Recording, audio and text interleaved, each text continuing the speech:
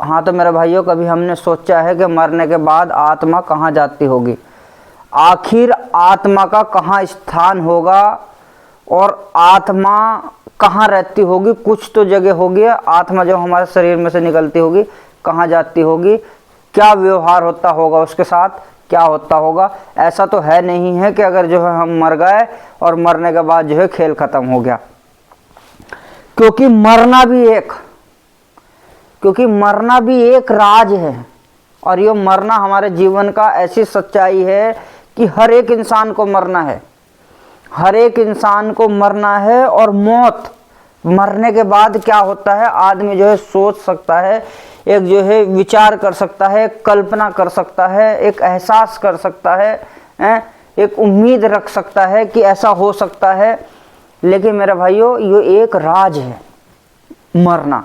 क्योंकि जो है अगर हम मरते ना तो जो है इस हिसाब से देखो कि कौन आदमी जो है, फिर तो जो है आदमी जो है ताकत वाला ही आदमी जो है दुनिया में रहता। जब ताकत वाला आदमी रहता, पैसे वाला आदमी रहता, रौब वाला आदमी रहता है ना, एक दूसरे को सताते, जुर्म कितना बढ़ता। तो मरना भी कहीं ना कहीं हमारे लिए जो है बहुत ज़्यादा ज़रूरी है और मौत सबको आनी है।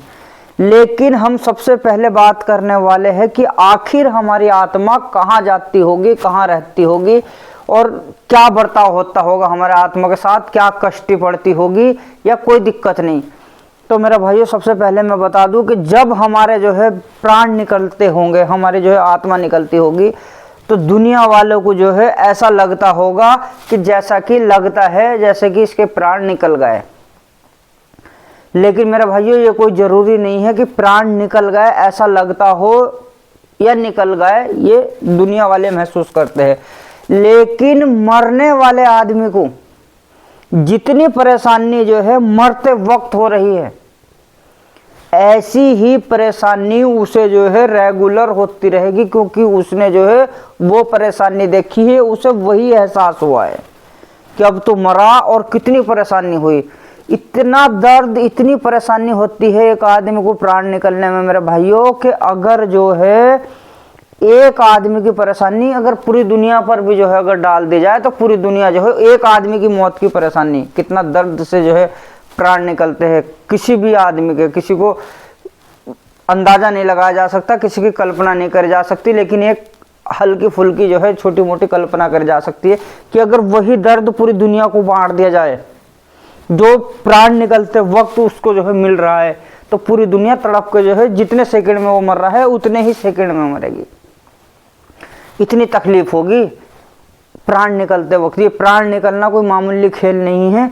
तो मेरे भाइयों, जब हम मरेंगे तो हमारी आत्मा को जो है एकदम से जो है हम कह देते जो है स्वर्गवास हो गया, जन्नत में पहुंच गया या ऐसा हो गया है।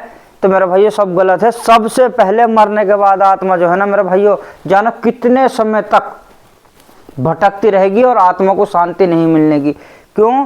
क्योंकि हमने वो काम करे ही नहीं जिससे जो है आत्मा को शांति मिले, जिससे जो है हमें जो है मुक्ति मिल सके, या हमने जो है हमारा कोई जो है मरने के बाद कोई स्थान हो।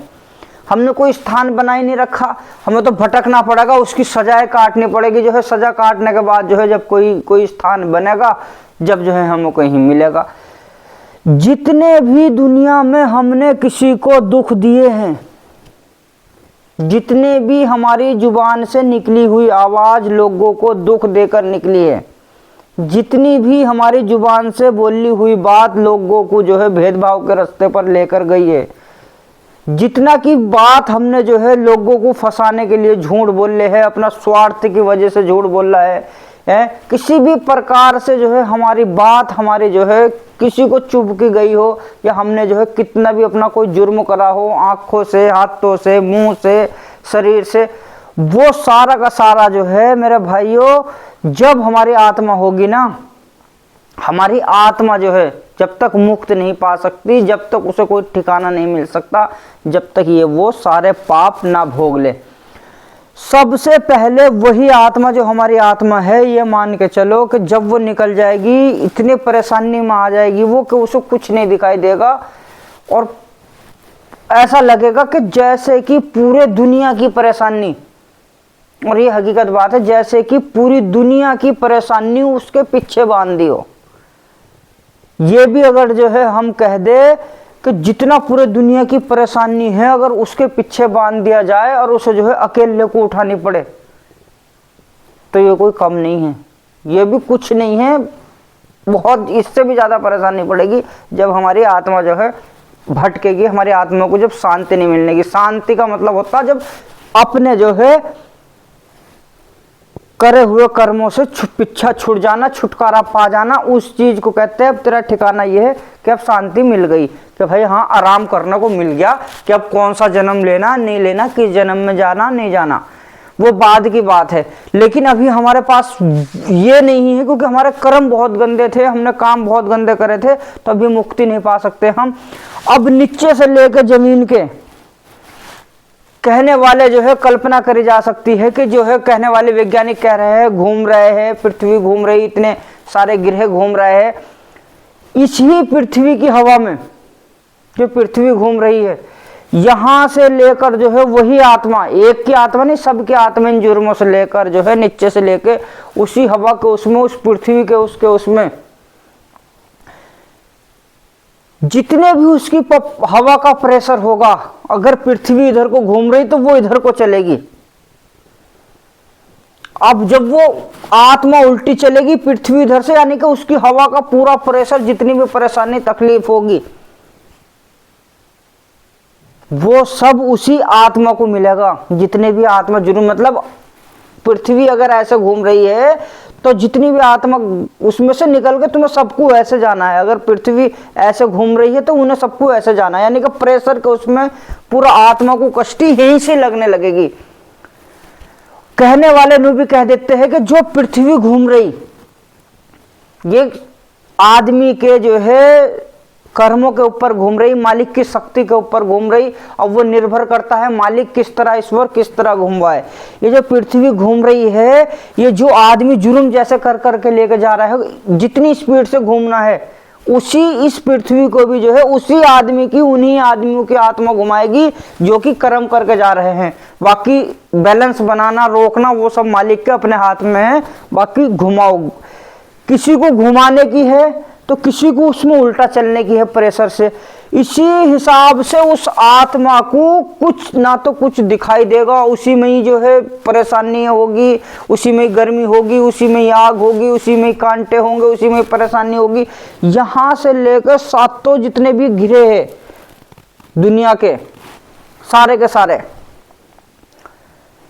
इन सब गिरे में से निकलते हुए, तपते हुए जो है, निकलते हुए इन सब में से जो है बाद में जाके जो है वही खोलते हुए, नजदीक होते हुए, कोई ठंडा गिरे है, कोई गर्म गिरे है, सारों में से निकलते निकलते घूमते फिरते आदमी, क्योंकि भाई भटकनी है ना आत्मा को, तो क्योंकि हमने काम ही नहीं करा जो हमारा जो ठिकाना हो सके, या हम इससे कहीं को बच के जा सके, या हमें जो है परेशानी से बच सके।